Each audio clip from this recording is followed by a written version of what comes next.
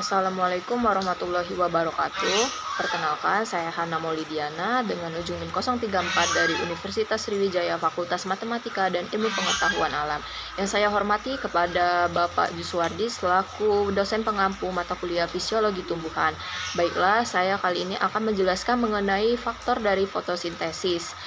Berikut ada nama-nama kelompok dari anggota kelompok 4. Selanjutnya, yaitu saya akan menjelaskan apa itu fotosintesis. Definisi dari fotosintesis itu adalah ilmu yang mempelajari respon proses dan fungsi tumbuhan terhadap lingkungan. Fotosintesis mengubah cahaya menjadi energi atau glukosa. Respirasi menghasilkan energi dan glukosa. Absorpsi pengambilan air dan ion dari tanah. Translokasi pergerakan air dan nutrisi dalam tumbuhan. Semua itu adalah proses dari fotosintesis. Adapun respon yang pertama yaitu transpirasi ialah penguapan air melalui daun, yang kedua adaptasi terhadap lingkungan, di mana perubahan fisiologis dan morfologis untuk bertahan hidup. Selanjutnya yaitu ada faktor-faktor yang mempengaruhi fotosintesis. Ada beberapa poin yaitu yang pertama ada intensitas cahaya, yang kedua konsentrasi CO2, yang ketiga suhu, yang keempat ketersediaan air, yang kelima yaitu jumlah klorofil. Selanjutnya ada yang pertama kita bahas yaitu intensitas cahaya. Efek cahaya adalah sumber energi utama untuk fotosintesis. Ketika intensitas cahaya meningkat, laju fotosintesis juga meningkat karena lebih banyak energi tersedia untuk menggerakkan reaksi terang. Yang kedua yaitu efeknya. Semakin tinggi intensitas cahaya, semakin cepat laju fotosintesis sehingga mencapai titik jenuh di mana peningkatan cahaya tidak lagi berpengaruh pada titik ini. Faktor lain seperti CO2 dan air menjadi pembatas. Selanjutnya yaitu konsentrasi CO2. Efeknya yaitu semakin banyak CO2 di udara, semakin cepat fotosintesis berjalan sampai mencapai batas tertentu. Setelah itu, peningkatan CO2 tidak banyak berpengaruh karena tumbuhan sudah memanfaatkannya secara maksimal.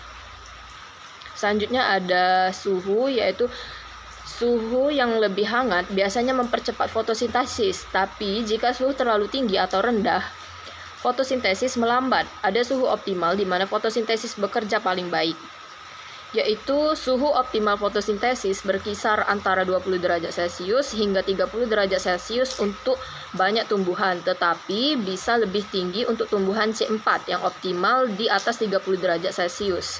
Selanjutnya ada ketersediaan air. Air diperlukan dalam fotosintesis. Jika tumbuhan kekurangan air, stomata akan menutup untuk menghemat air sehingga CO2 tidak bisa masuk dan fotosintesis melambat. Selanjutnya ada jumlah klorofil. Semakin banyaknya klorofil, semakin banyak cahaya yang bisa diserap tumbuhan untuk fotosintesis. Tumbuhan hijau lebih efisien dalam menyerap cahaya dibandingkan yang berwarna pucat. Selanjutnya ada kadar fotosintat. Nah, kadar fotosintat ini, jika kadar fotosintat berkurang, maka akan menyebabkan laju fotosintesis naik. Sebaliknya, jika kadar fotosintat bertambah, akan berakibat pada menurunnya laju fotosintesis. Nah, berikut adalah proses fotosintesis. Yang pertama yaitu reaksi terang, di mana cahaya digunakan untuk menghasilkan energi atau ATP dan NADPH. Yang kedua, reaksi gelap. Energi tersebut digunakan untuk mengubah CO2 menjadi glukosa atau siklus Calvin. Nah, selanjutnya itu apa sih itu fotorespirasi?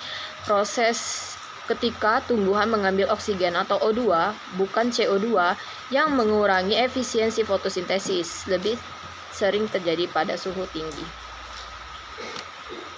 Nah, selanjutnya ada perbedaan tumbuhan C3, C4, dan CAM.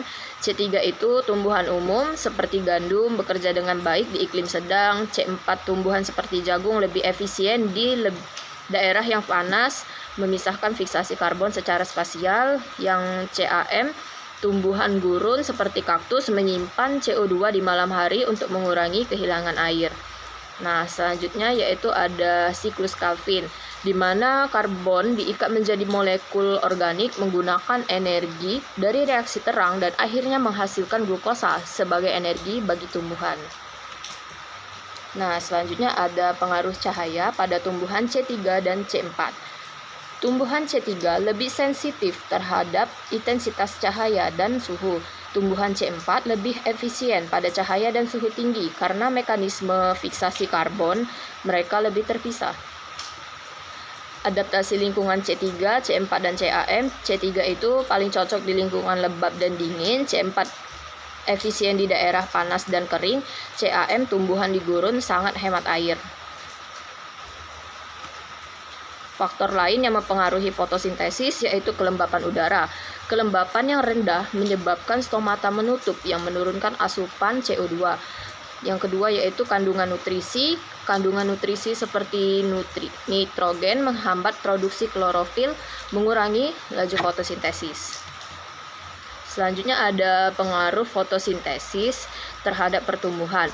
Fotosintesis yang efisien meningkatkan produksi energi atau glukosa yang digunakan untuk pertumbuhan dan perkembangan tanaman. Selanjutnya ada aplikasi dalam pertanian. Pengaturan cahaya di rumah kaca atau penggunaan lampu tumbuh dapat mempercepat fotosintesis dan meningkatkan hasil tanaman. Yang kedua yaitu CO2 tambahan di rumah kaca dapat meningkatkan produksi tumbuhan. Kesimpulannya yaitu fotosintesis dipengaruhi oleh banyak faktor, yaitu cahaya, CO2, suhu air, dan klorofil. Yang kedua, memahami faktor-faktor ini penting untuk meningkatkan hasil pertanian dan menjaga kesehatan tumbuhan di berbagai kondisi lingkungan. Baiklah, sekian presentasi yang telah saya sampaikan mengenai faktor fotosintesis. Apabila ada salah kata, saya mohon maaf. Saya akhiri, wabillahi taufiq wal hidayah. Wassalamualaikum warahmatullahi wabarakatuh.